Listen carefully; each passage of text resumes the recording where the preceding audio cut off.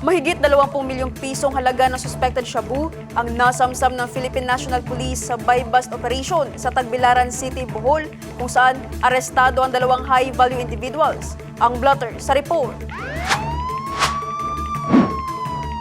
Ayon sa PNP, na-recover mula sa mga sospek ang humigit kumulang 3,040 grams ng hininalang shabu.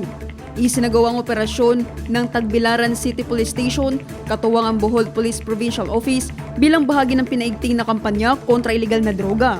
Ayon kay Acting PNP Chief, Police Lieutenant General Jose Melencio Nartates Jr., ang pagkakaaresto ay patunay na determinasyon ng kapulisan na sugpuin ang iligal na droga at protektahan ng mga komunidad. Nasa kustodiyan na ng pulisya ang mga sospek at sasampahan ng kaukulang kaso sa ilalim ng Republic Act No. 9165.